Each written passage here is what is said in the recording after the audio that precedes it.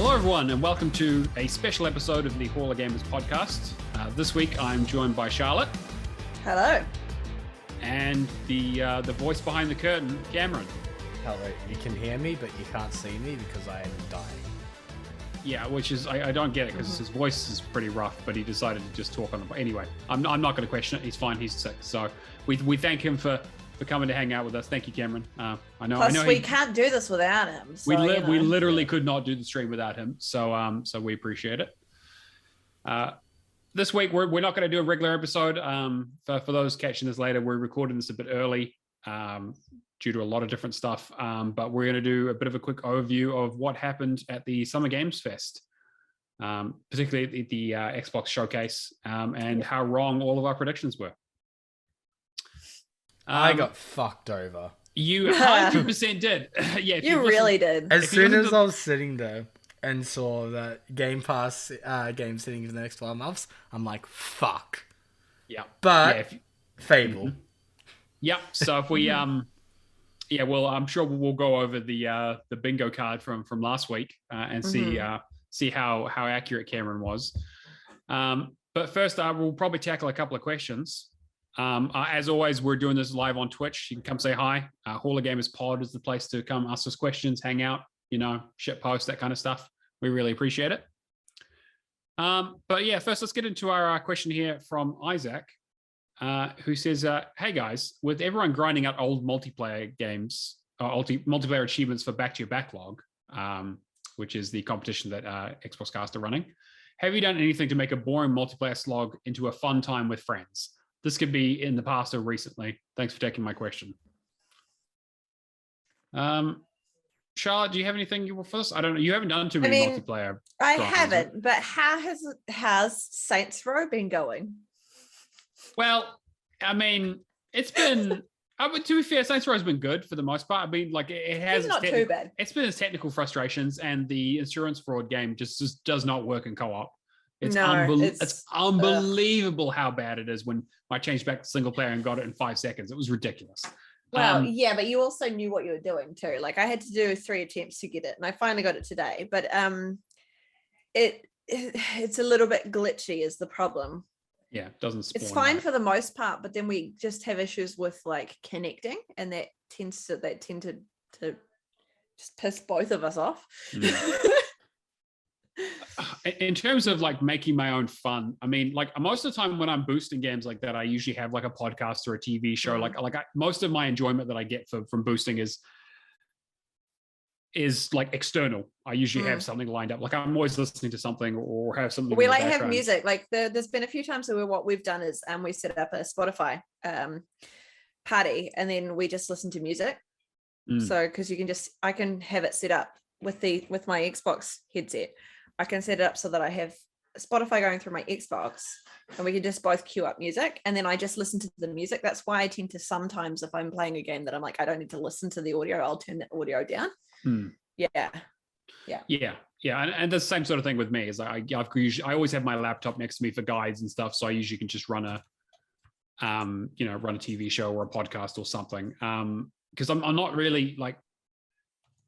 It sort of straddles the line, right? Because if it's something where you need to communicate, then obviously you need to be on a headset talking with people. But if it's something that you're going to be sitting there, like when I was doing Gears of War 2 Japan, for example, like we were sitting there for literal like 10 to 12 hours straight working on this stuff. And so I was like, I didn't really want to talk to anyone because it was like, you get through the sort of awkward small talk, especially when it's with people that you don't know that well. Or to be honest, don't really care about that much, or you just kind of having conversations that you're just like, I just don't want to get involved in this conversation. Yeah, especially Gears of War Japan too. That was there was some. Yeah. Sometimes it gets. I mean, again, because like you're sitting there long enough, and sometimes like there are some really funny, interesting conversations that happens. I mean, if you've been in a party with myself and Charlotte and Cameron and Dio and Mike and everyone. Mike and that, yeah. Yeah. Oh my God, some of the shit that comes up, and that's like this. It's not even from boredom. That's just how their minds work. Yeah, exactly. Yeah, no. It's usually noises. We have what we call a community noises, so we'll just make noises together and feed off each other. It's fun. Yeah, and it's disturbing as all hell. It is not. It's great. It's very. If anyone joins like a party with me and Mike, we will literally just go around and make noises of the character that we're like playing as. So like, as soon as she's the turtle, she makes turtle noises. As soon as I'm like the slug, I'm just going slither, slither. Like we make random noises every single time. It's like being in a zoo. It's unbelievable. I can't wait till they play Let's Build a Zoo. That's gonna be all right. What's the combination of a fucking lion and a turtle? A lion turtle. That makes sense. Yeah. I've seen Avatar. I immediately think back to Air Macarena and thinking that, all right, yeah, servers are going to shut down. I don't think they've still shut down to this day. I think they're still up, yeah. But like I can't really think of any that like aren't a slog that I do it like that are a slog that I do anymore. Because I'll skip them out completely and I'll move on to the next game now. Yeah, I don't tend to play big games anyway, not multiplayers anyway. Like Saints Row is the biggest multiplayer I've done in a long time. Crackdown 3 is the other one that I'm doing with Dio, but I'm not discussing the ways in which we create fun in that game. Yeah, no, I don't need to edit that out of the podcast. Thanks. Fair. But yeah, so like I'm kind of on the other end of my boosting days, like I've been talking on the podcast for several months around kind of my boosting list and ticking things off and digging up old games that I need to finish. And I'm down to like 4 games left that I need to basically finish online. It's like, I got the Yaris, Monaco, Binary Domain, and I literally can't remember the last one. Maybe Gears of War was in there, but that's kind of, never going to get that done. One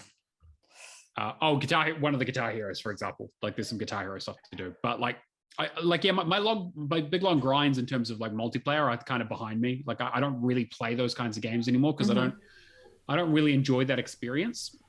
And I kind of feel like if a game's very heavily multiplayer focused, I'm kind of doing myself a disservice by only playing it by boosting. Like if I want to play a multiplayer game, I want to play it because I enjoy it. And because I don't really enjoy multiplayer games, I just don't tend to play them anymore. You just don't like playing with others. No, I don't mind playing with others. I'm not a competitive multiplayer guy. Like I much prefer a cooperative experience. Can you, I was going to say, going back to Guitar Hero, would you say it's a slow ride? Yeah, but I'm taking it easy. So, Damn it. Yeah. Nice try, motherfucker. We also had another question here from Martel. And he says, hi, yes, what's your favorite thing about me? And I said, who? And he said it was for the star of the show. I'll give him an honest answer. He was the pushing drive for me to get Cuphead done. All right. Okay. Yeah. That's good. I can owe that and Xenocrisis to him. He's got a good sense of humor. Yeah, he definitely does. Plus, he offered to, be the fake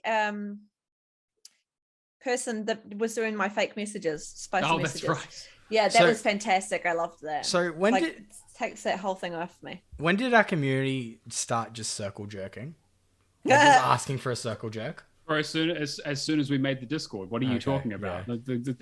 As soon as we started recording a podcast about ourselves that no one fucking listens to. The whole thing, it's circle jerks all the way down, Cameron. We're done. Yeah. We're ready. We'll just type each other up until we're like finished. Yeah, that's fair. Phrasing. But in terms of what I like about Martel, I appreciate that Martel made it so that I was not the worst person at Advanced Warfare. I really appreciate him bringing up the rear on that one and dying more times than me because again, when I was playing with Cameron, Cameron is pretty good at Call of Duty, and fucking Shadowed Sly, who is absolutely cracked. Oh my God, I did not want to be that guy who was letting down the team. So thanks, Martel, for just completely fucking it. We appreciate you. Yeah, no. To be fair, we both did about as badly as each other. But no, I appreciate that he stuck with, even for some of the achievements that he didn't need. He helped us out with that. And yeah, we appreciate many of our community. But yeah, you're welcome, Martel. And Simone did ask if we could 100% all of our 360 games, would we sell our 360s? We kind of answered it in the Discord itself, but I absolutely would. The only reason I keep the 360s is to play those non-backwards compatible games. I'm not a collector. I'm a minimalist. Mary Kondo that shit. As soon as I can get rid of the 360, I will. I would. I don't own one. I would keep it only for like Guitar Hero, DJ Hero, and stuff like that. But like if they did like a modern day one, I would probably I don't know. I've saw so many of them over the years that I'm just kind of like, do I want to not like give them up now? I think out of anyone, you're more likely to keep yours, Cameron. Yeah, I mean, like I've got. You got a collection. I've got like 5-6 guitars. Yeah. Yeah. Like if it was me, I wouldn't like. I would only have kept it if I owned one. I would only have kept it as long as I had the games that could play on it. As soon as I couldn't play, like I didn't need to play them on that, I wouldn't keep it anymore. Yeah, I'm kind of in the race to try and finish as many of them before the damn thing dies and they get too expensive to buy. Yeah. I did find my old Guitar Hero controller and it's all rusted and messed up, so I don't know if I'm gonna like the inside, the connect, the ports and stuff. Yeah. It's kind of manky. Anyway, with that out of the way, we should get into the main event, which is the Summer Games Fest.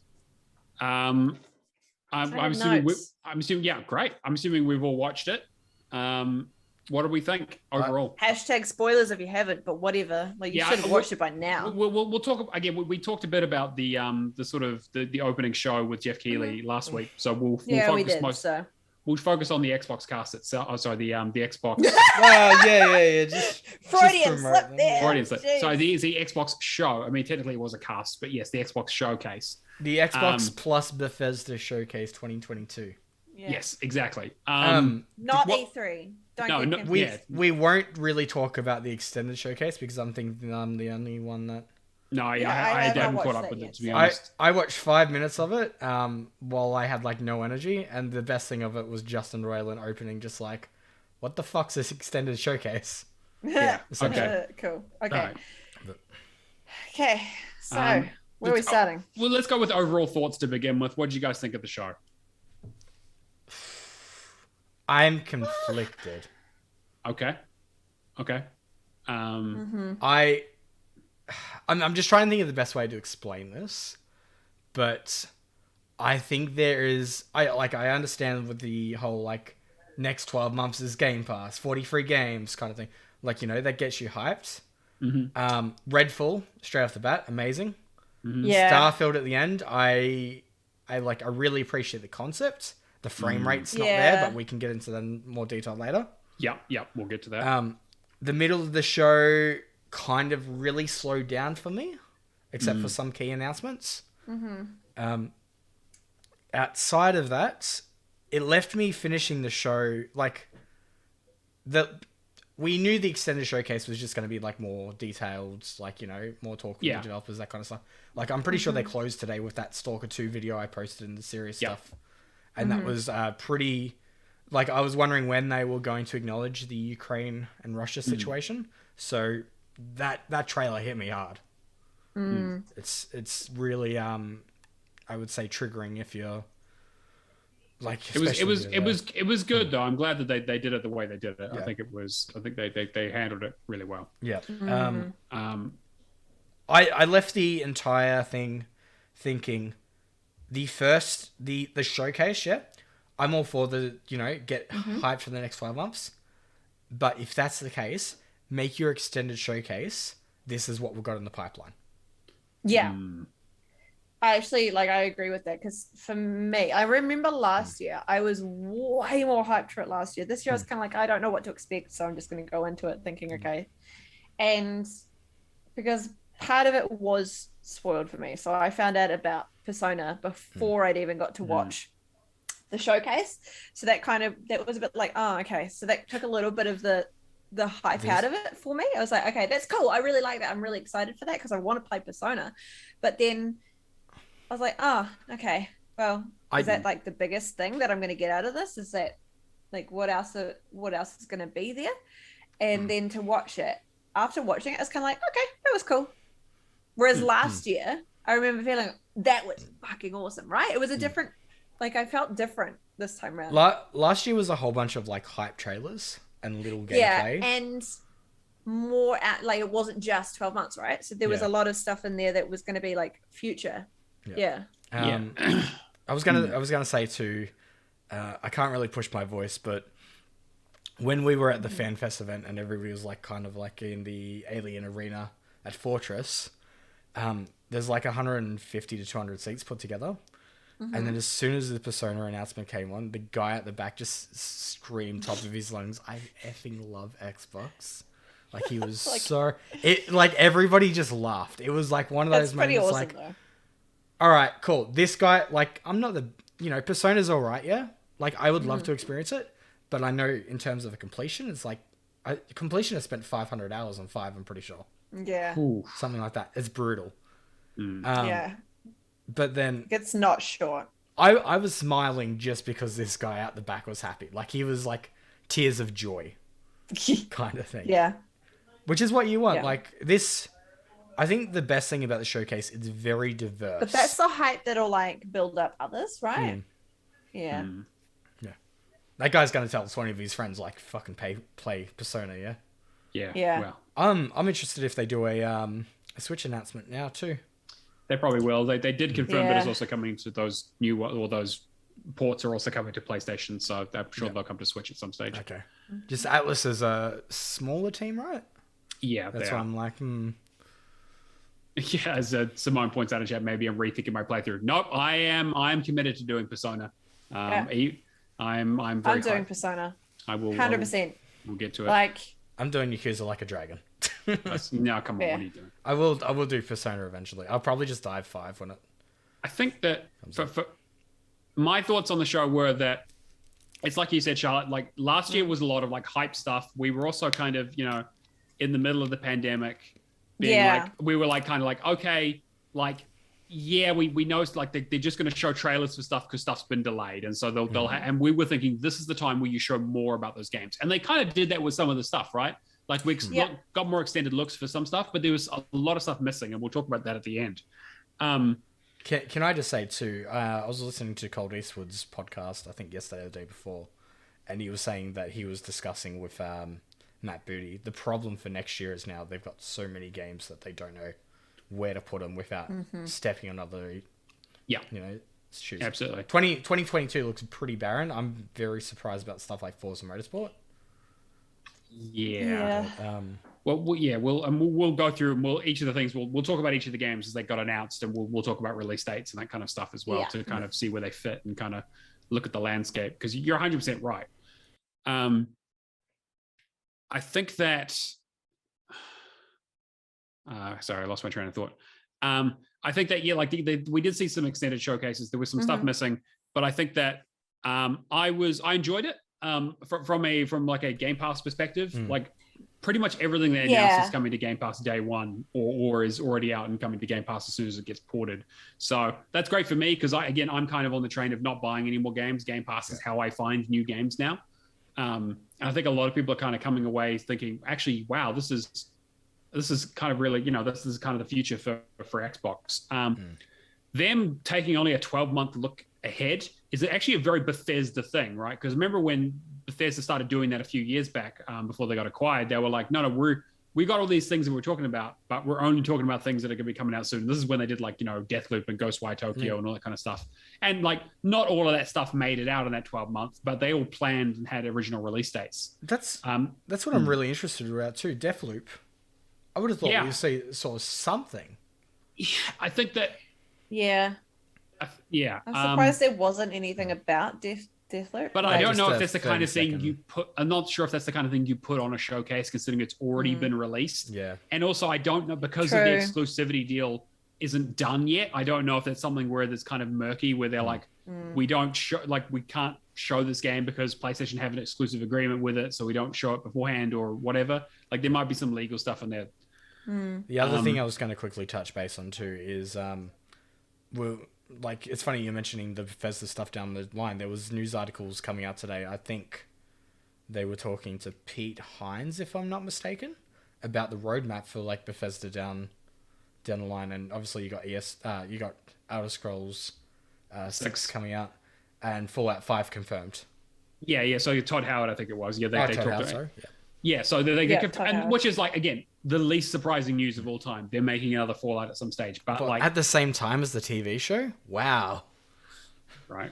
But that's probably not till 2030 at this stage. So I'm not getting my hopes up because they do take a long time to make those games, which is fair enough. Those are huge sellers and they're real big for them. All right, let's get into the games then. So the first thing we saw, they opened with Redfall. Yep. What are you guys' initial thoughts? since last year I've wanted to play this. I'm excited. I want this game so badly. Like when they said that it was delayed, I was like, I knew that that was gonna happen. Like you could tell it was happening. And I did say that I'd seen the tweet that they put out looking for people. And I was like, why are they looking for more people? 6 months before the game's supposed to come out. Yeah, Exactly. like that's already a red flag for me. So like I figured this was going to be delayed But it's a while ago. It's Redfall, not Red Flag. Redfall, yeah. I'm hyped for this. This is my number one from the showcase. Other than Forza Horizon 5 It's in my top. Like it's probably top 2, to be honest. You know how I feel about like a really good multiplayer experience with friends? Have you guys played, like, how much Left 4 Dead have you guys played? Or those kinds of four-player squad-based? I lived on a farm growing up.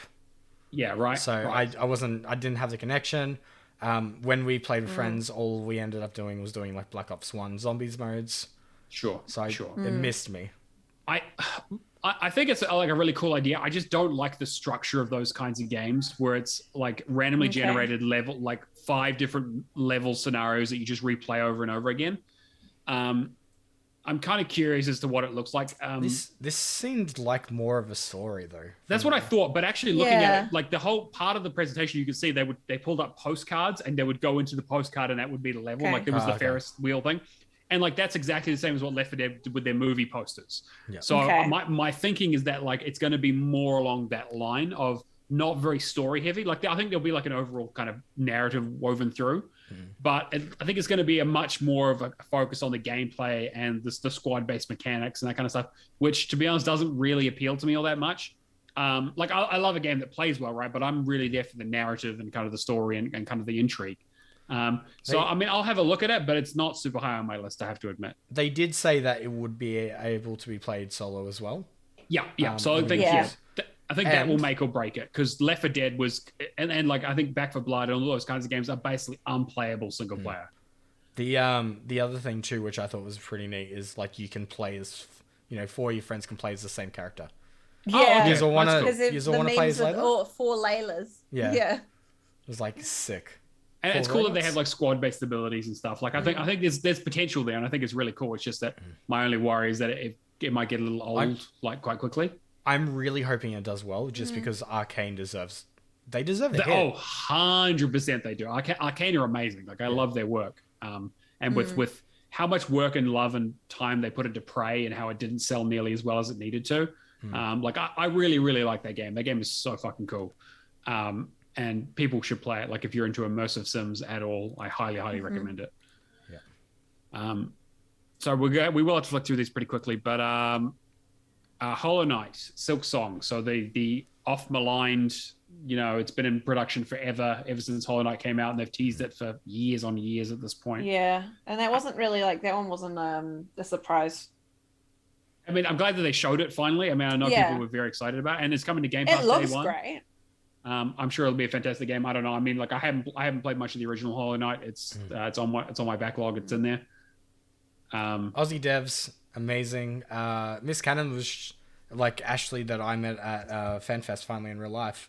She went and actually saw the slides of the artwork at like at the museum, and they looked incredible. I know that so many people have been like so hyped for this game for so long.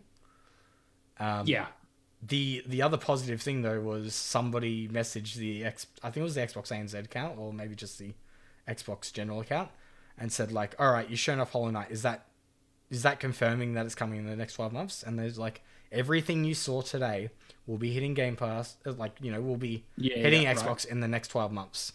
Okay, great. I mean, that's fantastic. So now we just got to wait for confirmation from the developer, which is mental blank. I can't think of the name. I have no idea. Yeah. So I mean that, like, again, like it does look neat. I'm sure the achievement list will be ridiculously difficult, just like the original. But I know people are excited for it, so I'm glad that they're finally getting some news. This one was High on Life. Now, outside of Redfall, this is amazing.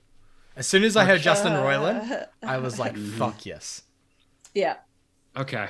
All right. I've put in the notes here when I was writing them in the trailer. I said this looks like the worst parts of Rick and Morty. I have to admit. Yeah, I was like, this looks like Rick and Morty. I've literally just written Rick and Morty.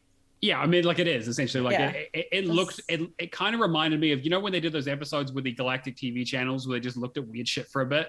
Yeah. It felt like it was an episode of one of those. Like it was like just like they were just like, oh, here's the thing with the face and it talks at you and you shoot things. Like I'd watch it and I'd probably play it. Like it looks funny. It does. This gave me like a trippy like Journey to the Savage Planet kind of vibe. Yeah, for sure. Yeah. I can see that. I think Journey to the Savage Planet was a little more clever, maybe a little more subdued. Like it was kind of like, again, you didn't, like there wasn't really a lot of talking in that game. It was kind of like the jokes kind of came from the descriptions and it was a bit more, it was less in your face. Yeah. Although that game was also very funny. But you didn't lose your mind when you said like knifey. I knife. No, I mean, whatever. Like it's like, again, like I've seen like that Rick and Morty humor is it's like overdone at this point. Like I'm kind of over it. I'm also not the hugest Rick and Morty fan, I have to admit. Like I know Charlotte is, but I am, yeah. But also, like I like classic Rick and Morty, like the first season, and like even the second season isn't too bad. I found it like it wasn't quite as good once you get to the later episodes, but it's still that weird, dumb humor. So I would still play this game. It just wasn't. It wasn't one that I was like instantly. Sure. It's not part of my top 9 that I ticked off. I didn't put it on my list or anything. Yeah. The only thing I'm worried about is the fact that Squanch Games has only done VR to this point. Right. Okay. At least I believe they've only done like the Rick and Morty VR game and then something else. I'm going to be interested to see how well this actually does. But, it's coming to Game Pass. I'm going to try it. Yeah, day one for Game Pass coming out this year. They confirmed, October, so that's great. I heard some people talking about it, like it kind of actually reminds them of like a Ratchet and Clank with a lot of like different interesting weapons. And that that's kind of my like, okay, actually, from a gameplay perspective, this could be pretty cool. Yeah. I'm definitely interested. I'm wondering kind of how big of a game it's going to be as well. Like like you said, like they have really only done VR, so is this going to be like a shorter, like 4 to 5 hour experience? Or is this going to be more like a 30 to 40? Like I'm kind of curious around like what the scope of the game is. Yeah. But like it doesn't look bad or anything. But yeah. I suppose we're all excited for the next one. Oh yeah, Riot. League of Legends. Yes. So to be fair, this is actually pretty big news for those kinds of people. It is, but also okay. Yeah. This cements the people PC who play market. League of Legends seriously don't shower often. Yeah. This honestly cements the PC market. This gives them a really big bang for their buck. And you know what? I might actually get into Valorant if it has achievements now. Oof. But so many streamers play Valorant though, and I'm kind of like, I would do it if there was achievements. Sure. Yeah, I can understand that. So so Riot, so they make Valorant, and League of Legends are the main ones. A couple other games. They're bringing a bunch of their stuff over to Game Pass, and they're going to be unlocking all the heroes and agents and stuff. Yeah. So if you have Game Pass, you can basically just play all of that without having to pay for it, which is great. I'm sure they'll still make a shitload of money on skins as they always do and all that kind of stuff. Like I wrote a note on here after watching the Twitch stream that we watched, Matt. And it was $641 to unlock all of the extra stuff. Yeah, all the heroes. All the heroes, if you wanted to pay for them. I mean, you can unlock them within game currency and that kind of stuff. If you wanted to just get them, $641 that's how much it would cost you.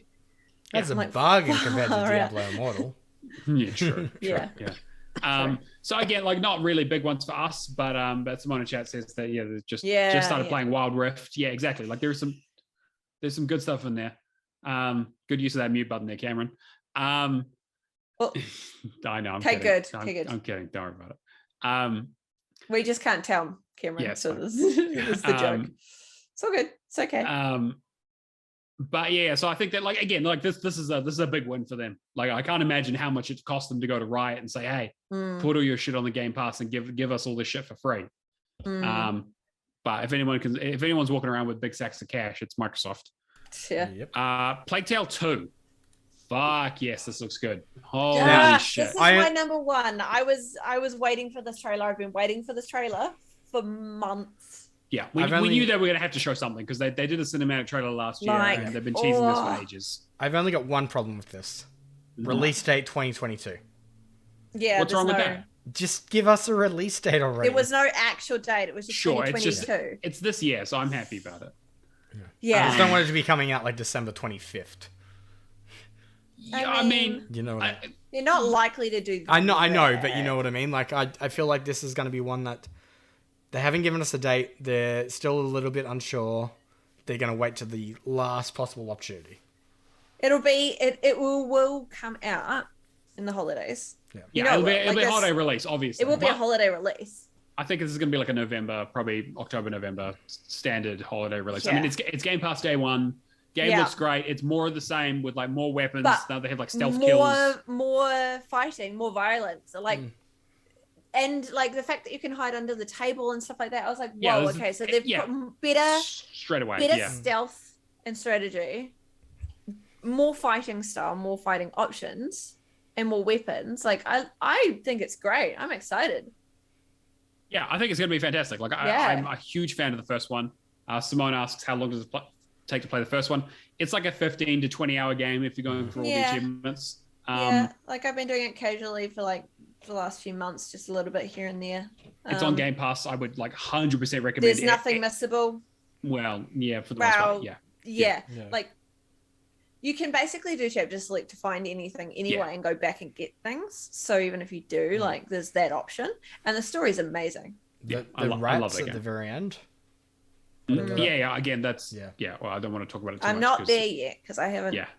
No. I mean, like the rats in the trailer at the very end. Oh That skill. Yes, that looks amazing. Yes, it is cool. It is really cool. They do something like that in the first game as well, and like again, like it just looks like more of that. Like exactly what you're saying. Like the first thing you see is her sliding under the table, and you're like, that makes perfect sense. Like add more stealth options. Yeah, add more stealth options. Add, give like, us more violence. Like which is kind of hilarious because it is a stealth game, but that added extra violence is like, okay, that's really cool because the first game, when I first started playing it, I wanted to be more stealthy and do everything real stealthy and try and work my way. As I'm playing it more, I'm like, actually, no, now I want to start using those abilities to actually kill people because I'm just like, you know what? I want to actually just use my slingshot a bit more and like actually get something done and move faster through the game. So like the fact that that's an option, yeah, because you're quite weak. And like there's not a really big emphasis on combat in the first game. And it looks like there probably won't be much more of that, but now there are more options at least. It's like now at least when you sneak up behind someone, you can potentially strangle them or kill them or whatever. Yeah. Like different weapons rather than just like the alchemy stuff. Yeah. Exactly. Which is cool, but like I like the idea of having other options. So super excited for that. That's a day one for me. Yeah. And if anyone hasn't played the first one, Innocence, highly recommend it. It is still on Game Pass. I still think they might pull it before Requiem because they're not likely to have both of them in there at the same time. Maybe. Depends on what the deal is, I guess, but you're probably right. Like they might do, but I would recommend jumping on it now, get that story, and then you'll be ready for 2. And it also has a stack on PC if you want to do it again, which is what I did. Yeah. Then we get Forza, not Forza Motorsport 8 or whatever. Yeah. It's just Forza. It's gonna be a platform. Forza. You're correct. 2023 in spring. That's all I've written for this, except for man, this game is shiny as fuck. Yeah. It's funny because after the show, apparently they got asked about the ray tracing comment, and they were very particular. There's ray tracing on the track, right, and no other comment. Okay, I mean that's. Which I'm still like, this is blowing Gran Turismo out of there. Oh yeah, I've already seen the comparison pieces, and it's like it's night and day. The game looks amazing. Again, it does look amazing. Not my kind of game at all, but I can appreciate those wheels are round as fuck. Like holy shit, they have to like that game. That game looks incredible. You know what? Like when I was watching it, Alex was talking to me like what my thoughts were, and I said, look, in all honesty, I can see the 6-year pause in the series. I can see the justification now. Yeah, because it does look amazing. The tech has come a long way. Yeah. I will only probably play it to do Bathurst. Right. Just because Bathurst is a pretty cool track, but other than that, it's kind of like what All right. Flight sim. Yeah. Okay. Yeah. I mean, I wrote Old Planes. yeah, old Where is planes, it? new Where is it? planes, helicopters. They're putting Yeah. out this new update in November this year, and they've added in the Halo Pelican, and you Yeah. can go into like space or into like the Yeah. upper atmosphere, which is kind of cool. As soon as I saw that afterwards, I was like, oh, cool, space sim. I mean, yeah, like why not put cool That's cool. spaceships in it, right? Like, Yeah.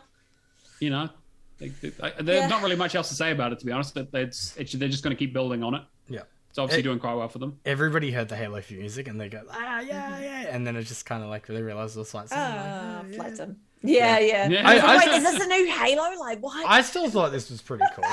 Yeah, it is cool. Yeah. Like, It is cool, yeah. Yeah, it's cool. It's cool. Yeah, It's a little bit fan servicey, but yeah, it's cool. Bathurst, Simone, famous Aussie racetrack. Then after that, there was the big Blizzard. Yeah, Overwatch 2. Overwatch 2. Um, All I could think of is, I want to be Tracer. That's all I could think about. All I could think of was all the new porn gifts that are going to get made from this. Yeah, like, true. It's like, Rule 34. yeah, I mean that's how you know a game's successful. Yeah. If all of its models get imported to Source Filmmaker immediately, even before the game is out.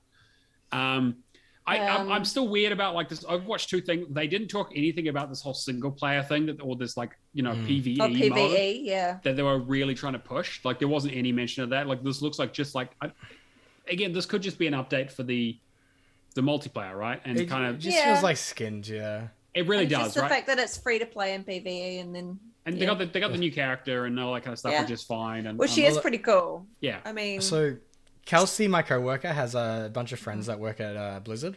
Mm-hmm. And the first thing she messaged me on the drive home was just like, "You just get free Australian heroes now? What the fuck is this?" And I was just like, I mean, it's just what's his name? I heard the accent. I was like, oh Yeah. my god. Yeah. Aussies. That's good to get a female Aussie in there. Yeah. You know, I guess. sure. You know, I mean, they've already had, was it Roadhog and Junkrat? So, yeah, but like again, I know they're changing up the formula a little bit to make it look like 5-on-5, and like reducing some of the heroes and changing some stuff. But like splitting that user base seems really weird to me. Like having like, oh well, this lobby is Overwatch 1 and this lobby is Overwatch 2, and they have different rule sets and different characters, and it's kind of like what are you doing? Like, just whatever. Anyway, we'll see how it goes. I don't have a lot of faith in Blizzard at the moment. They're kind of going through a tough spot. The only thing I have faith in Blizzard, which we'll cover later, is Diablo. Yeah, Diablo fair. 4. And that's But, all it Blizzard looks- will focus on. And then it looks like that free to play. It's free to play like Charlotte said, and it's coming out in October. So we'll see. I'm sure Kiku will jump on that immediately. Then there was also Ara History Untold. History Untold, yep. I'll be honest, I thought this was a new Civ game. Yeah, Well- I mean, I was like 90% sure it was a new Civ game, but apparently it's just a new IP-based strategy game for the.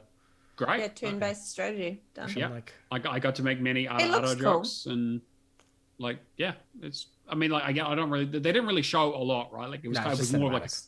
it was just like It's just a cinematic cinematic, sizzle yeah. trailer, kind of just announcing it coming to Game Pass day one. I don't think we got a date for it yet. does Gandhi have nukes? I like the idea. This can't have nukes. I mean, That's all I want to know. Does Gandhi have nukes? Is Gandhi in the game? I don't know. Yeah. Well, that's the thing. We don't really know that much, right? Yeah. But I like the idea that it's potentially like you can change history Mm. because like there's always those questions that come up, right? Like if you could change anything in history, what would you change? Or like what point in time would you go back to, and would you do things differently? Like it's a great concept because there's so much you could do with that. So hopefully there's a lot of story for this. I've played Red Alert. I know what happens when you go back in time and kill Einstein. It doesn't go well, because then you have to send someone else back in time to kill Hitler, and then you have to send someone else back in time to stop the Russians. It's Red Alert is one of my favorite series of all time, and one of these days I'm just gonna have to go back and play them all. I'm hoping they're gonna re-release them. Simone's asked, do any of us really enjoy turn-based strategy games? I really enjoy Civilization in the earlier iterations. Yeah. I enjoy the idea of them, but when it comes to practicality, I'm shit at them. Yeah. I'll play tactical RPGs all day on easy and just have a good time and just conquer the world or do diplomacy. Yeah. But when it gets like overly technical is kind of where I kind of check out, where I'm like, I'm like just not good at strategy. So I think you probably mean more of like a Age of Empire, not Age of Civilization kind of thing here. Yeah. But Yeah, there's games like Slay the Spire that I really adore, but it's just 200-hour plus completions. Yeah. The other thing is that they also tend to be big commitments. Like I really enjoyed like Civ Rev. Like that was a kind of a fun take on it. I know it was like heavily simplified. It's still got and like I enjoyed the great heroes. Yeah, right. Except all the heroes. Yeah. But yeah, I'd be interested to see like I think there's potential there. I want to see the list, but yeah, I'd want to see more from it before I make a decision. It's kind of something I would be interested in. Yeah. Coming to Game Pass day one, so we'll probably have a look at it at least. Yeah. And then we had our ESO expansion, Elder Scrolls Online, High Isle. That's why I didn't write it down. Get your weed references in now. Coming out June 21st, looks like more of the same.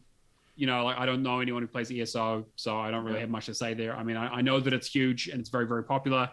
I remember that E3 where you just had the woo woman every 5 seconds that got mentioned at the Bethesda show. So that's just I have that now just linked in my mind with ESO. So, and then on the other side of Bethesda games that no one plays, Fallout 76 is releasing an expansion called The Pit, which is Expeditions. Which is a reference to the Fallout 3, where you go to Pittsburgh, the Pit. That DLC was not very good. This looks okay. I don't really. It's also 25 years, so. Yeah. It's there's a lot of Fallout. I feel really bad about this one because nobody clapped at all. No, of course not. That's like 76 was such a shit show. But I gotta say, hearing Downtown immediately just gave me a flash forward to PAX this year when we're lining up, just hearing the same song on repeat over and over. Yeah. I'm not planning on playing any of the demos or anything at PAX this year because it's an absolute nightmare. You're not even gonna play my demo? No, probably not. Wow. Wow. It's fine. You get paid. No, this stole the show. So Forza 5 Hot Wheels. This looked real good. That looks great. It is again, it's kind of they've done the Hot Wheels thing before. They already have a couple of Hot Wheels cars in the base game already, so this does make perfect sense. Looks really good. It integrates fantastically into the setting. They got the Hot Wheels, feeling down real well. My only thing was I don't know if you guys ever saw the Hot Wheels trailer for one of their old games where, and this kind of breaks the reality of the Forza stuff, but it was, they were zoom in trailer cars racing by each other, and then suddenly, it's goes through the loop to loop, and one of them gets knocked off, and one of them falls off the track, and then it just goes to a wide shot, and you just hear instead of an explosion, there's just the slight clattering of a toy car falling off because it's a toy car. Yeah. And I was hoping they were going to kind of acknowledge the fact that you're racing around in a toy car, but it is kind of I don't know. I think it's I'm definitely going to play this because I have to. But I will probably enjoy it. I honestly think, depending on the achievements, this is going to be a lot more enjoyable than the base game. Yeah, I think so too. And I enjoyed the base game for the most part. So because I think this will be great. Best DLC out of all of them is definitely free.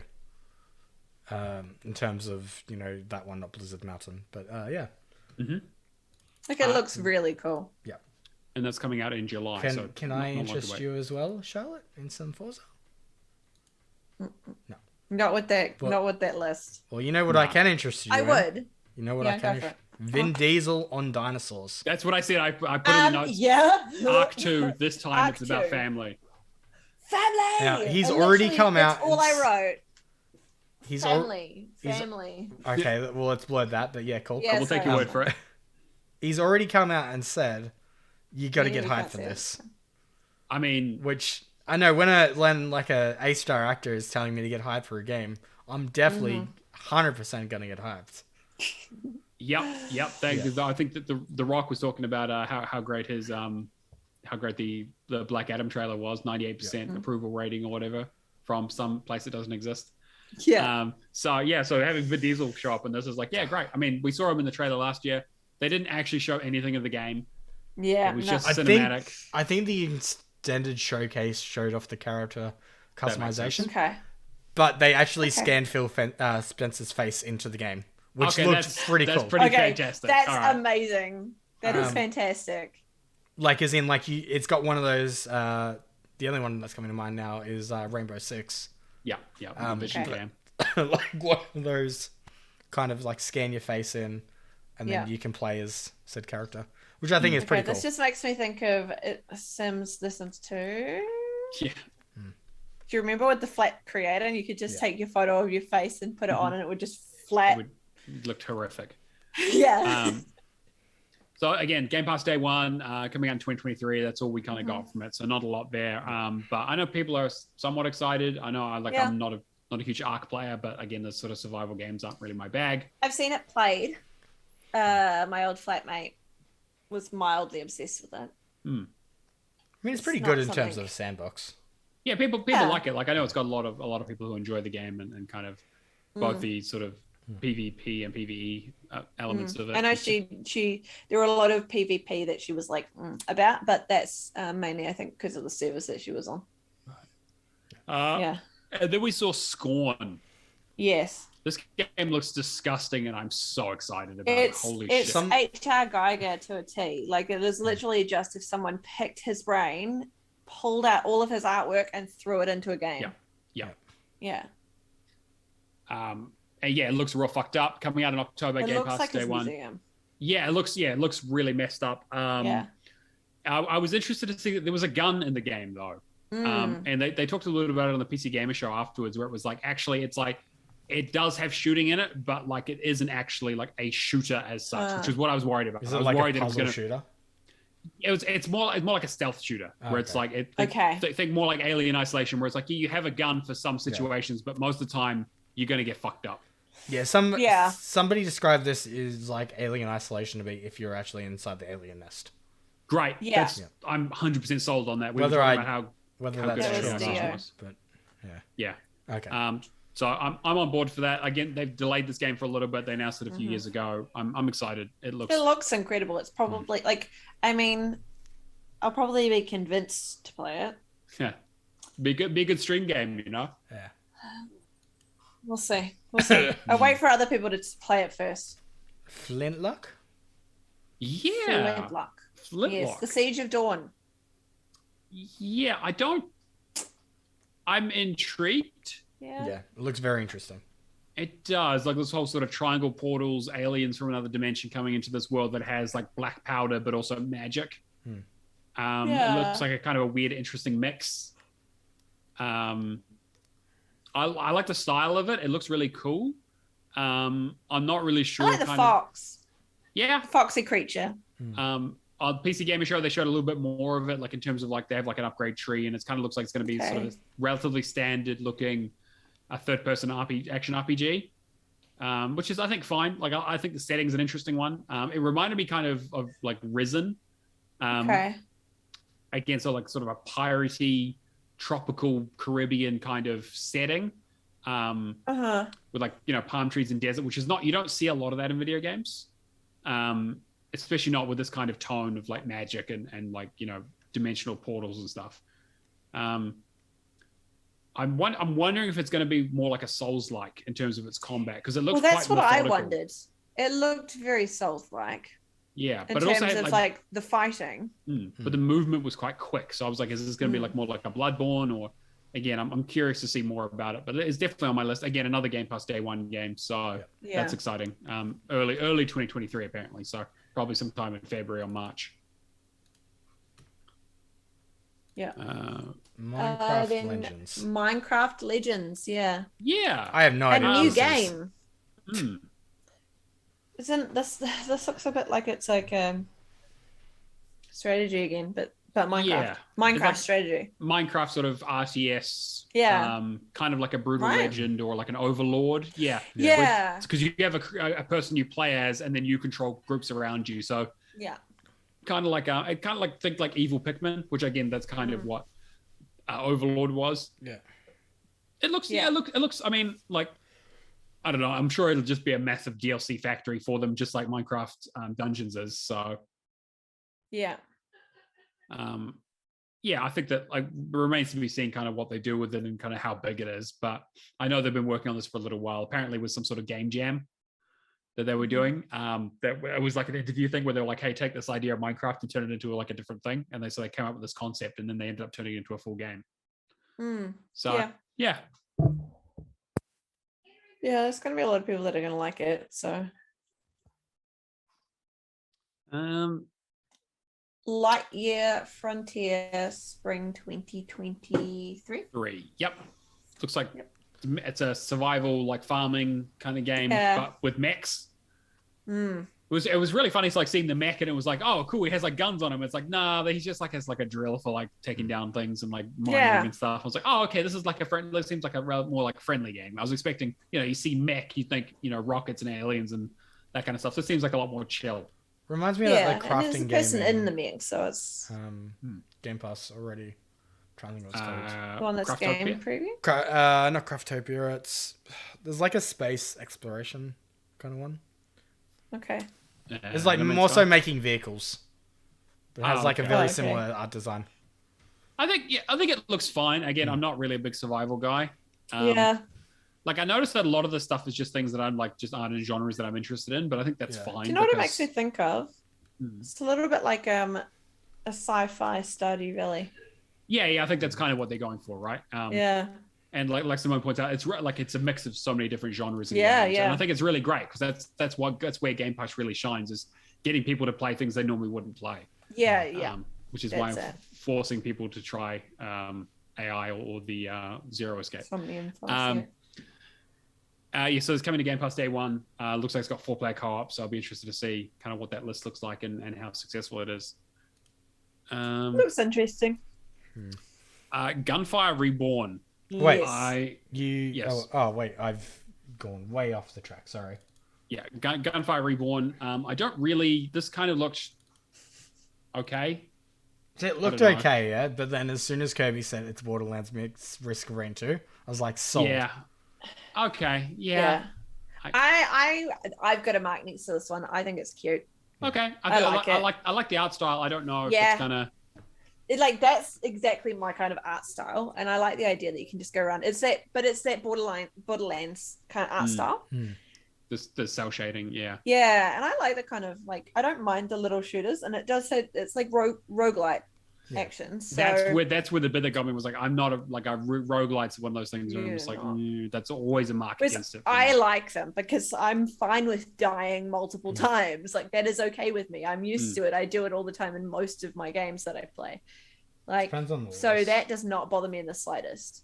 I mean, like not to say that I don't play roguelites at all. Like Hades is one of my favorite games of the previous year, but it has to be something quite special. So I'll defer to you guys on this and see where it gets to, and maybe we'll do some co-op. Who knows?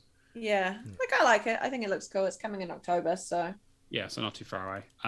Last Case of Benedict Fox. Yes. This looks so good. Frick yes, I'm excited for this one. Yeah. Side-scrolling Cthulhu platform fighter. Day one Game Pass comes out spring 2023. So that'll be weird detective story. I'm in. Great, yeah. I was like, cool. Like, and they leaned into it straight away. They're like tentacles, weird spirit shit, fucking squids. You know how ages ago I was saying that somebody was leaking something about a Doctor Strange game? Yeah. I think they misinterpreted this game. Right. Because there was a few things that kind of gives me like a Doctor Strange vibe. I can see it. Yeah. I think and the scene with the building, it kind of does, but I just think it like this great. Scene right here that's playing on screen with him turning the old guy over. That's why I was like, all right. I think it's really cool. I'm curious to see kind of what the combat system is, because most of these kinds of games are usually more like side-scrolling platformers. Well, this one looks like that. Like it does, right? But then it seems to have like quite a bit of combat in the middle of it. Like he's actually beating, rather than running away from the spooky things, he's actually like beating the shit out of them. And I was like, oh, okay, that wasn't what I was expecting. But he seems to have a gun at one point too, but it's still side scroller. It reminds me a bit like what does it make me think of? It kind of reminded me of like Limbo and kind of that like inside and that kind of stuff. I saw a little bit of not Castlevania, but actually, I would love it if this was actually like a proper Metroidvania. What's the one that I played on Switch? Bloodstained. Yeah. Right, again, I get basically it's the same, yes, basically the same, but it's the same coloring kind of thing. Yeah. I think that's what made me think of it. And if that game is like that, where it's like you get new abilities, go back to areas, kind of that, you know, big map stuff, I think that like great, because I love those kinds of games. Yeah, well, yeah, and like it kind of looks a little bit like though, like there potentially is a story to it though. Like, well, there is a story, but like that it looks a bit like you'll follow the story. Yeah, it looks like a much more like more of a narrative focus, which I think is so it'll be interesting to see what that one is like. My kind of game for sure. Yeah. And that's spring 2023. Game Pass day one, so be jumping on that for sure. The next one's interesting. Yeah, As Dusk Falls. Yeah. An interactive story that can be played solo or multiplayer. Like like up to 8 people, which is like a lot. That's crazy, right? So I kind of want to test it out. Like I want to try and get 8 people just to see what happens. Like so it's got this kind of motion graphic kind of style to it that's kind of weird. Like I know the cast seems fine, but like the people seem a bit jarring. I don't know if I like it or not. It was a little bit jarring to watch, and I'm hoping that it's not quite like that when you actually play it, because there were scenes where like the people are moving and then there's other movements within the people's face that were like it just wasn't quite smooth, so it was a little bit jarring. But like, I like a good motion comic, right? Like there's some really cool ideas and fun things you can do with that kind of style. Yeah. But like, I wasn't. We've played a lot of them, right? Yeah. And having like a narrative focused game, I think this is probably going to go down that sort of telltale route. Like you saw the branching paths of decisions and stuff. How much that actually matters, probably fuck all, because that's kind of how these games work, but that's okay. I didn't really like that sort of choose your own adventure novel kind of. I didn't get much of a feel for the story though. It kind of felt like a bit jumbled. Like I get this is kind of like a mystery or a thriller, so they don't want to give too much away in a trailer. But this is coming out in like July, so like I think it's a cool idea, but I wasn't like sold on like, I have to play this straight away. Like I'll probably play it because it's July, will probably be pretty quiet for me. But in terms of like a narrative, I would probably wait a little bit. The first trailer for it seemed a little bit more structured. Like the one that I'd like to know what the achievements are going to be. Yeah. Play it with 8 people. Probably. Yeah, I mean, it wouldn't surprise me, right? And how that A player works. I'm wondering if it's going to be like the sort of massive games where it's like each character is controlled by a different player or whatever. Yeah, that could be interesting. And also kind of how long of a game is this? Is this going to be like a short, like 5-hour game, or is this more like a 20-hour, like slightly larger epic? I'm curious. We don't really know much about it just yet. Yeah, so it'll be a little bit tight-lipped on it, but be interested to see. I'll probably play it straight away, assuming the achievements work. Yep. Naraka Blade Point. So this is out like next week, 23rd. Apparently this is a big game. Like 10 million players online. Yeah. So this is already out like on PC and stuff on other platforms, I think. It's Battle Royale. Yeah, 60-player Battle Royale with powers and abilities and like ninja shit. Looks cool. Not my kind of game at all. I'm probably going to check it out. Yeah, coming to Game Pass. Not my style. Yeah. Curious to see what people think about it. I mean, apparently it's been getting good reviews around. Again, like it's already out in some places, so it's good that it's coming to Xbox. More people playing it's great. Yeah. They're already advertising it on the dashboard, trying to get people to pre-download it. So yeah, there's a few that I've noticed already popping up, which is really interesting. Now this one came out of nowhere. Pentiment. Now you remember when I was saying that Tom Sawyer's team was working on something? You did, and I remember when I was watching this, I was like, actually, Cameron was right. They did say that Obsidian was working on another project. I could never have imagined 100 years have guessed this was the thing that they were working on. This gave me very much. What's the one that hit Game Pass? Precision to Cavalry. But it looks like much more serious in terms of like, and like much more polished, because Precision to Cavalry is just madness. Precision to Cavalry is Monty Python, whereas this is more like Canterbury Tales. Yeah. This is something that I would never imagine Obsidian to do, but at the same time, like, it looks interesting. It does. I have no fucking idea how you play this game or what goes on in it, but it does seem interesting. The only gameplay mechanic I've seen is a clock. Yeah. Yeah. So I'm wondering if it's like a, you know... It looks like a narrative kind of... Yeah, it's definitely a narrative adventure, right? So there's going to be parts that are going to be like, you have to choose the dialogue. Yeah. Definitely. Maybe it's Yes, Your Grace too. Maybe. But there's puzzles in there. There are like... Yeah. Yeah. November. So November, really Game Pass day one, as you'd expect. I'm definitely going to play this, even if it's not that. Like, I'm a little apprehensive because I'm not really sure what it is. Yeah, I think we'll have to watch some gameplay first. But it's the kind of thing where like this. I want to know more about it first. This is a great Game Pass get, right? It's like it's like, oh, Obsidian. Perfect Game Pass. Put it on Game Pass. People are like, what the fuck is this? Well, it cost me nothing to play it. I'll give it a go. Yeah. And then, Grounded.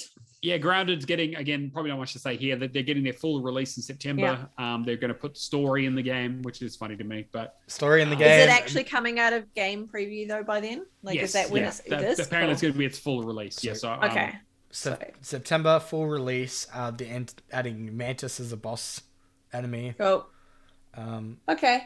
We're just going to rely on the other achievement hunting servers and get the completion, aren't we, Matt?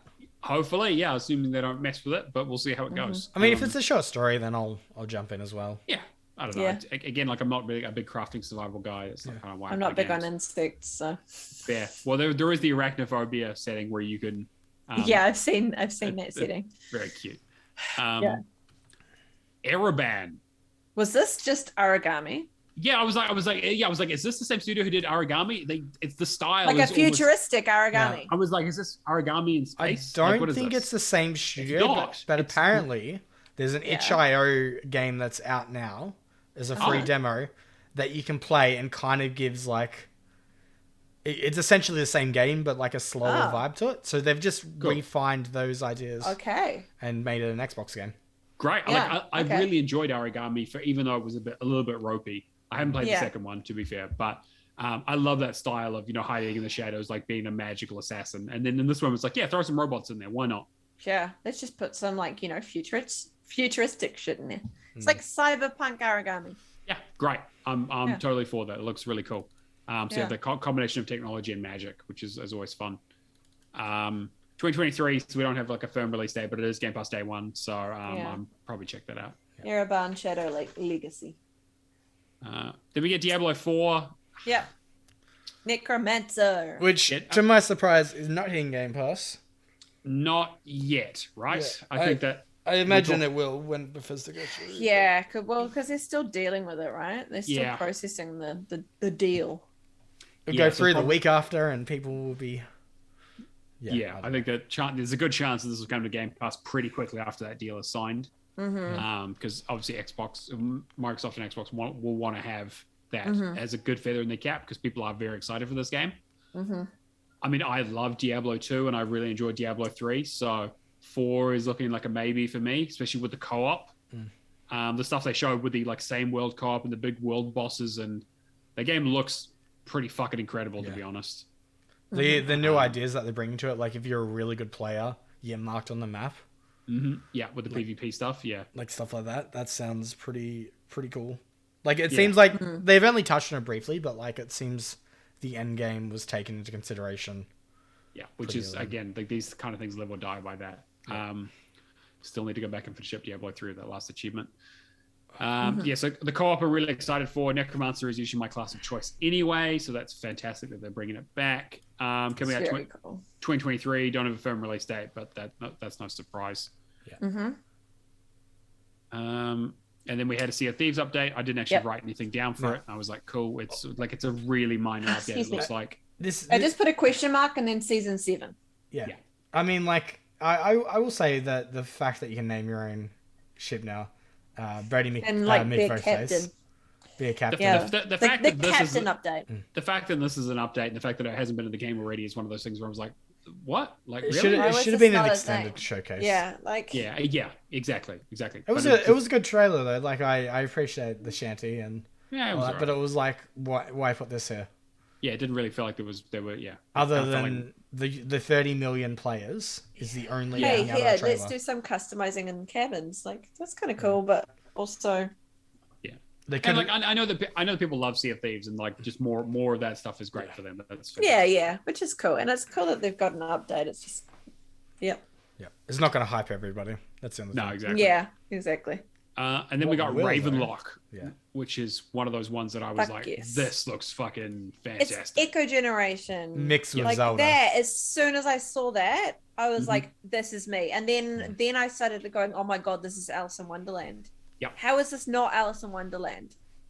Yeah, exactly. That's like, kind of the vibe they're going for. And the fact that I'm gonna do this as soon as it's out. I will do this. They've smoothed like Coco. I can't remember what the studio's name is. But like Coco Cucumber. Yeah, they've smoothed out the facial features. Yeah, they're kind of doing a much more of a mix than they did in in Echo Generation, because Echo Generation was very blocky. Yeah. But I liked that. I like that pixelated style. Like that's my go-to. I really like that cutesy artwork. Like this is 100% something I am like keen for. Yeah. The fact that it's an action RPG as well, more like you said, Cameron, more like Zelda is definitely makes it more interesting to me as well. Yeah. Well, that's the vibes I'm getting from it. Like I'm especially excited. the fights. Oh cool. Looks real good. Those bosses really look amazing. Tell you what, I'm probably gonna have to look away from this next one so it doesn't make me sick. Yeah. But you're saying that's 2020, that's 2023 Game Pass day one, as most of these are. So not quite sure when it's coming out, but excited. Right. Cocoon. Annapurna. Yeah. Lead gameplay designer designer from Limbo and Inside. Yeah. So that immediately I was like, okay, I'm on board. You got me. Yep. Well, I got Omno vibes at the start, and then when they started showing the puzzle stuff, I was like, oh, cool, okay. Yeah, like very trippy, kind of mind bendy, kind of interesting puzzles. I'm really curious to see how that works, practically. Me and Alex looked at each other and we were just like, use a guide. Yeah, kind of, right? Like, that's kind of what I'm wondering, if this is going to be like, this is a game you can figure out on your own, or one that's like, nah, you really need to use a guide if you're kind of if you don't want to sit there for 20 minutes trying to work it out. So it doesn't look like it would be too bad though, because a lot of it is just moving certain balls into certain areas, and they're going to have different abilities. Just as like going like 3 levels in, kind of mysterious. I don't know. Yeah. We'll see how it goes, right? Like that might be very end game stuff. That might be like relatively straightforward. Yeah. 2023 again, Game Pass day one. Yeah, I'm on board straight away. Like I love Limbo and I love Inside. This looks great. Looks fantastic. Yeah. Wo Long. This looks incredible. Yeah, I just wrote Lu Bu. Shows up at the end. Fucking, I'm excited. It's the Romance of the Three Kingdoms, Dynasty Warriors level style, with done by Koei Tecmo, who did Neo. It looks like it's going to be kind of along those lines. Not exactly, but in terms of style. I'm pretty sure this one isn't an exclusive, but just a Game Pass title. Yeah, it is coming to Game Pass day one, but I think it's going to be on multiple platforms. But that's great. Looks really, really cool. Like it looks like it's going to be, again, like a similar Souls-esque kind of game, but apparently it's going to be more focused on leveling yourself up versus like leveling weapons or any of that kind of stuff that Neo was more focused on. So maybe like slightly more traditional kind of Soulsborne game. Looks really cool. Obviously, I want to see the achievement list coming out early I put 33 here, 2023. Yeah, like I like the style. I'm a big fan of the Romance of the Three Kingdoms stuff. Like I grew up with the Dynasty Warriors games, and like my best friend at the time was like super into the Romance of the Three Kingdoms and the Lu Bu and that sort of story and all that kind of stuff. So I know so much about it, and seeing it recognized with this kind of like cool powers stuff, I think is like it makes perfect sense based on what they've done previously. And then we got to the big news, the biggest news, in my opinion. Persona finally coming to Xbox after so many years. So they've announced that Persona 5 Royal will be coming to, or Royale will be coming to Xbox on October 21st, along with Persona 4 Golden and Persona 3 Portable, with dates to be announced, but all coming to Game Pass. October's the fifth one. Chances are looks like they're working backwards, so they'll do 5, 4, and then 3. Yeah. I'm just gonna wait till they're all out, and then I'm gonna go through. I think I'm like, after talking to Dio, I'm probably gonna start with 3 and then work my way from there. Of course, he's ridiculously excited about this. Yeah. Like, yeah. Quite rightly. Yeah. I mean, this is a huge get for Microsoft. Yeah. Like, this is something that people have been requesting forever. I've been one of those people. Like, it's been one of those series that I've really been missing. Because it was like Yakuza, Final Fantasy, and this with those 3 and Japanese franchises. And Kingdom Hearts, I suppose. Yeah. Well, Kingdom Hearts are just missing from everything. Yeah, true. And like, oh yeah, exactly. It was like those franchises that I was excited about, they just weren't coming out, and so Square Enix is finally, bringing those out, and Sega with Atlas, and we're finally getting those sort of Japanese releases over here, which is great. So I'll be playing Persona 5 Royal Day 1. That's 100%. That's going to be my October game. I'm going to be, it's going to be a long game, I know that, but fuck it, I don't care. It looks so good. Persona 4 Golden looks great as well. Persona 3 Portable. I know there's been a lot of talk about the fact that they're using the portable version of the game rather than any one of the others. It's only because there's slight differences.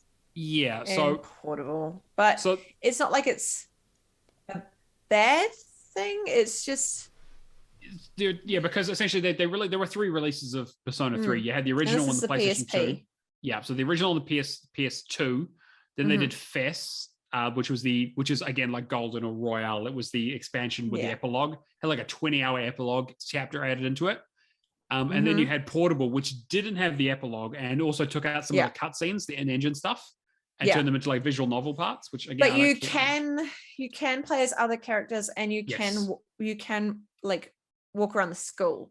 Yeah, and you can control. Yeah, you can choose to be a male or female in the portable version, and you can actually control the other characters in your party, which you couldn't do in the base game. Yeah. So it's kind of like you have to kind of pick your battles. Differences. Like, I would have been nice. Like a lot of people were talking about like how they wish they kind of done like the definitive edition and put the FES content into portable or something along those lines, or brought some of the portable stuff over into a FES version. But it does mean it's pretty unlikely that they're going to do like a remake or anything like that, which is kind of the route I wish they'd gone down. But either way, I'm excited to play it. It's not the definitive edition or anything like that, but who knows? Like, it's fine. Like, it's better than not being able to play it at all. So yeah, I'm excited. Exactly. You're going to be playing them, right, Cameron? All right. After I finish Yakuza and everything. Yeah. Okay, fair. Okay. And then they closed out the show with an extended look at Starfield, which is again, we did predict right. We were like, okay. You missed something. Did I? Kojima. Oh yes, well, you're right. You're 100% right. I did forget. I know that, I'm right. Because technically they didn't fucking say anything. Wow, a cloud game that everybody didn't give predicted. us anything. They just said Kojima. Kojima is working with Xbox now. You know what? Yeah, I got fucking double screwed because I said a Kojima game. And he didn't even fucking announce a game. Just partnership. No. Well. I mean, he's making a game. He said he's making a game. He's making a game. Yeah, which is, he says cloud. Again, it was a good get for them again. Like, it looks like it'll be an Xbox exclusive. People went crazy. Like, this is cool, but also we want more. We didn't see anything. It's just like no name, no nothing, no date, no nothing. It was literally Kojima being like, I'm working on something. If the what's his name? Is Tom Henderson, if his tweets are to be believed, this might be overdose or something else completely. I imagine it's probably overdose. I feel bad for Kojima's crew because Death Stranding 2 got leaked. This got leaked. Oh, did it? Okay, right. Oh, well, because what's the Walking Dead actor's name? Norman Reedus. Yeah, he accidentally leaked it in interview. Right. He did say he was working on it. Yeah. So again, I don't really have an opinion on this because they didn't fucking show anything. No. It was an announcement of an announcement of an announcement. Kojima Simulator. Basically. But like I love Kojima. I love the stuff he does. Metal Gear is one of my favorite series of all time. So I'm interested, but is what it is. And then Starfield. They closed out the show with an extended look at Starfield. Spent about like 15-20 minutes on it. Todd Howard came out in his leather jacket again. Talked a bit about it. Showed us some gameplay. Is he wearing the Starfield watch? I don't know. I don't know if he is. I know there's been like a ton of photos with him wearing the watch to kind of like, simulate. I was distracted by the jacket because I remember the jacket hadn't made a return since like 2018 or something. first impressions. The scope of this game is crazy. It's too big. It's I get No Man's Sky. 1,000. Yeah. But when they were speaking with Peter Hines today, they said obviously like a lot of those planets are going to be barren, but then this is going to be a platform to be adding content to for the next. Which is. Yeah, and although like people, okay, so I found an article today and I read it to Matt earlier when we were in a party doing Saints Row, and it was basically commenting on the fact that people are comparing it to No Man's Sky, but where it differs is that they are not going to have any flying down from space to the planets. That's completely separate universes. So you have in space and then you have on the planet. They're separated. I think that's probably smart. Yeah, it makes sense because like his point was that it's not needed. The player does not need that. And I'm like, okay, but you like, was this meant to be an immersive space? Like, I'm seeing the No Man's Sky room jokes and that kind of stuff, and I think it does make sense. Like, I mean, shit, he pulls out a fucking mining laser in the middle of that, and blasts some iron off of a rock and picks it up. See, look, I'm still interested in it because No Man's Sky did make the turnaround. Like it was, it did, yeah. It was, criticized heaps at launch, but a few years in, it really, stepped up the game and delivered. I feel like there's a lot of good things for it, and then there's a few bad things. Like the FPS is the first thing I noticed. Having 60 FPS for the rest of the trailers, being immersed in it, especially on a big screen, and then seeing a 30 FPS trailer. Really took me out, and it was definitely noticeable. Yeah, it's very it's a bit. But I was kind of like, they've delayed it. I'm sure they're gonna, attempt to fix it, but it's Bethesda, so I don't know. Yeah, and I was concerned about the faces. I was like, really, the faces just. The character customization looks pretty cool. I thought. No, but not the customization. Oh, the faces of the they the look dead-eyed, kind of. They're kind of just like, okay, it gave me Forgotten City. The faces in Forgotten City, it was that. It does make sense. Forgotten City was based on Skyrim, right? So and the Aussie dev for Forgotten City made sure that he wanted the faces perfected. Yeah, and I think that's kind of that is kind of a Bethesda thing, right? Like if you look at Skyrim or Oblivion or Fallout, they're all kind of that kind of style. I just think it was the eye. There's something just about the faces that it was just like, it's an uncanny valley thing for sure. Yeah. A few things I am interested though, making your own ship. Yep, that looks cool. Just make famous ships out of Star Trek and totally not. And the customization of the characters is actually pretty cool as well. And like because it has third person as well, right? Yeah. All of their games tend to. Yeah. Although apparently they did confirm that your character doesn't have a voice, which I think is probably an improvement. The eyes all look a bit like they're cross-eyed. That's what it is for me. They all of the NPCs, when you look at their faces, their eyes look a little bit like. I can see it. Yeah. That's why I'm like, huh? In terms of Bethesda games coming out, I'm definitely more interested in Redfall, but it really depends on the scope of this game. If this is like something where it's a Skyrim-like game, I might still jump in. Yeah. I'm skeptical. I'm also skeptical of the combat. If you saw how the gunplay looked, I was not impressed at all. It looked very basic.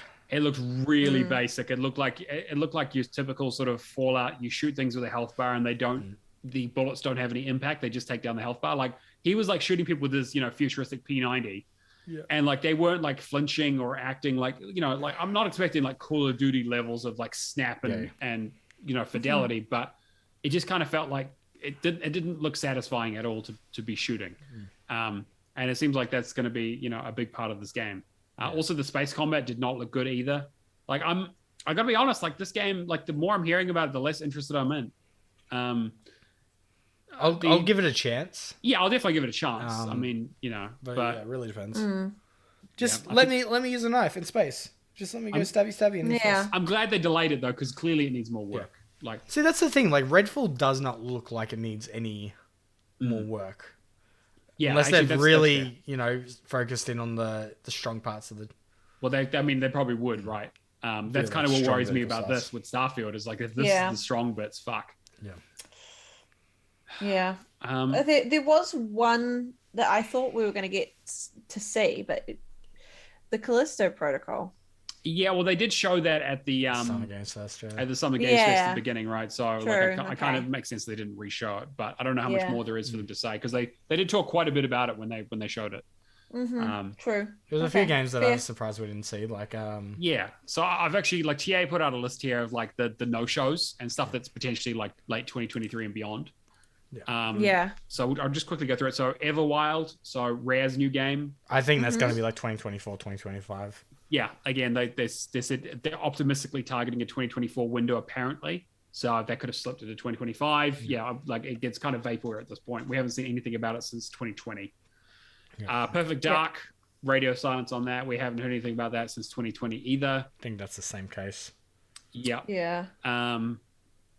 Yeah, it's kind of weird that, we talked about how the Crystal Dynamics is helping work on it, even though that's owned by Square Enix, which is kind of weird. Avowed, again, we talked about this, right? That hasn't been shown since July 2020 either. Yeah. I feel like this is going to be like more of a late 2023. You're probably right. You're probably right, but it does kind of, you definitely notice the fact that it's been a long time since they've talked about it. You know, it's been 2 whole years since they announced it. I'm more surprised about Hellblade 2. Hellblade 2, again, they haven't talked about that since February 2022. I mean, like they announced that there's more coming, right? But they didn't show anything, which is so strange to me because this, I really felt like this was going to be like a early next year game. Yeah. Like I'm really hoping with Hellblade 2 that it's the reason they're taking so long is it's because it's just stepped up massively. Like talking instead of a 6 to 8 hour game, we're talking like, you know, a 25 to 30 hour experience. Potentially. I think that there's a lot they can expand on in the original. Fable, we talked about, just didn't show up at all, not even a single mention of it. They actually came out before the show saying that it wasn't going to be there. Which, like I said before, I thought it was 2024, and as soon as they said next 12 months, that kind of just cemented it for me. And then, of course, no GoldenEye. Apparently there's a leak saying that there's going to be a Nintendo Direct end of the month. Okay. So maybe it'll be... It's either going to be that or it's going to wait till like near release date and then just come out, I guess. No State of Decay 3. We know they're working on it, but they haven't... They sort of put out the CG trailer for it back in July 2020. So again, no news there. Nothing about the new Indiana Jones game. And also like nothing about that Marcus Phoenix collection that was kind of going around. Yeah, I feel like that might be the same case of like they're going to... they're probably not finished on it. They're probably going to wait until they have something to show off of Gear 6. And then the year prior to Gear 6 releasing, they go, and relive all the classic Gears of War games. The good ones. Do you want to have a look at your bingo card there, Cameron? I lost it in Melbourne, to be honest. I mean, I've got a couple of other ones that I was going to go through because there's the ones that we've got like PC as well, and there's things like so Atomic Heart, which is coming 2022, but they didn't show a trailer. It's just coming, right? Slime Rancher 2 was just PC Game Pass, so that's they did. I think they announced a date for that at the extended showcase. I'm just going to theorize. This is completely just thinking in my own accord, but I feel like some of the Ukraine / Russia games will forego doing a trailer so they can focus resources to try and hit deadlines. That's probably fair. That is fair. I feel like replaced with Summer Games Fest announcing that, hey, we wish we could do a trailer, but we're busy working on the game. I can see that. Seeing that Stalker 2 video today further just cements that. Like Stalker 2 is probably one of my most anticipated games, but seeing it fall back to 2023 and seeing that video, I'm just like, take as much time as you need in the world. There's Dark Tide in Valheim. So Dark Tide, they did talk about at the Summer Games Fest. Okay, cool. That looks, again, they talked about that a few times. Again, that's another one of those Left 4 Dead style 4-player co-op against the Horde shooters. It's what I'm thinking of. Looks pretty interesting. It looks good. I like 40K. So Valheim looks cool. Valheim was like one of the best rated video games of last year. It's people are really got 10 out of 10 IGN, that kind of stuff. So it is a win, massive win. Small team of 10 people Party too. Animals. Oh yeah, no Party Animals. Party Animals was on the list to be hitting Game Pass 2022. Cool. Yeah, so it is coming to Game Pass, but that like. Because we saw that last year, and I said to you guys last year, I was like, this is me, I get to be a unicorn, I'm in. That's it. I'm in. I'm ready. Give it to me. And I've just been waiting, and I haven't really heard much since then. So it's cool that it's coming. In Exile was pretty surprising. I thought with the 20th, 50th year anniversary of Fallout, we'd probably see like a Fallout kind of remaster or something. Yeah, something like that would make sense, right? I'm surprised they haven't done something on this. They might be working on their own thing though, which is completely fair. Yeah. It was a shot in the back of that. I've actually got your bingo card here, Cameron. Oh, you do? So the first one was the Game Pass family plan, so I've not missed on that. I was going to say, everything that was announced that wasn't a game is immediately like, no. Yep. Plague Tale 2 yeah, footage, yes. You got that. Games. You got that. So that's one. No GoldenEye. Did see Starfield, so that's two. No acquisitions, so none on that one. We did see a new Obsidian game, so that's three. Kojima game, I'll give you, because they did announce that he's doing something. Yeah. Nothing. It was Kojima. Nothing about Outer Worlds 2 though. Nothing about Killer Instinct. We did see Redfall. I mean, as soon as they said that it's only going to be the next 12 months, there was a whole bunch of stuff that was just wiped. Yeah. Because this was a very different showcase to what we usually get. And it was purely just games. This is just what we're going to focus on. There was nothing about any Xbox updates or anything like that. It was just, these are the games that are coming out in the next 12 months. It would have been nice to have future planning stuff as well, but I can probably see why they did. Like I said, I honestly think it's going to be a shit show for the media, but they should do two shows. They should do one next 12 months and one scope after. These are the future plans. This is the But the thing is, they could have put the more recent stuff into the showcase. It's not like they can't do that. They're obviously not showing stuff for a reason. But I was gonna say, with it, I was really, I'm just trying to think my words. I was really surprised that we didn't see. Oh, sorry, I'm just having a message. Do you want me to go through the rest of the list? Yeah, go for the list and I'll have a think. Okay, so we got 5 of them so far. Info on the Steam Stick, so they didn't do that. No Gears of War remaster. No. The Free Space we got there. Cuphead DLC. Summer's Game Fest. So that's fine. Yeah. Horizon DLC. Yep, that was in there. Indie Showcase, kind of. I would say it's different to like other years, but Scorn, Cocoon. They definitely had. I mean, a lot of this was Indie Showcase. Forza Motorsport. Yep. No id Software games though, which is really surprising. It's unusual, right? Yeah. No Banjo-Kazooie reboot. No Deathloop. No an Exile game, no Compulsion games, no Hellblade 2. Deathloop, I'm really surprised about, and Hellblade 2, I'm really surprised about. No RTS. Okay. So, RTS, but not classic. There was not I'm not going to give you that for. That's fair. Minecraft. That's. And then no real Activision Blizzard stuff on Game Pass. That was Riot stuff. But I think it was Riot stuff is probably closer, but. Okay, so we got you got 7 or 8, maybe 7 or 8 out of 10 or out of 25. So that's not, I feel like to be honest. you fucked it. Passing grade. No, that's not how passing grades work. They cheated me. Just because whatever they taught you wasn't on what was in the text doesn't mean that you got a passing grade. I'm very interested to see what actually comes out in for the years now. I was saying before, it's going to be really interesting to see how much shit we get dropped on our lap next year.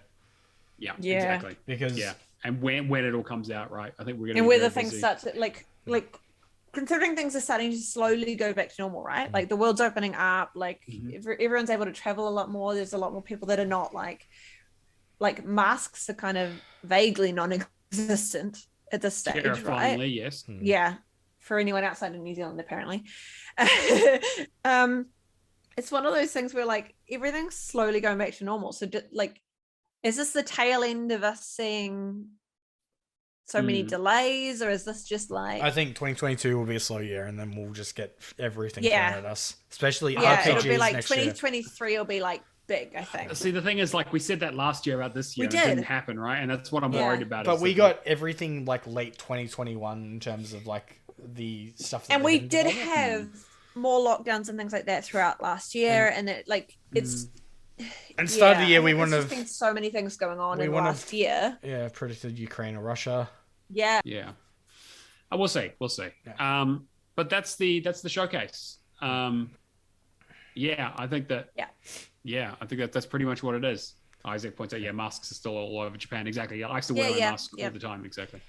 Yeah, and like, I mean, I still wear my mask everywhere. Like, that's just I feel better with it, and me too.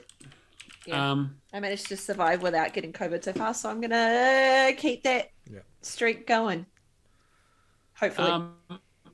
But yeah, that's the showcase. And that's pretty much going to be the end of the show. Yeah. I will say that I did put up a new clue for the word challenge because I know people will bitch and moan if they don't.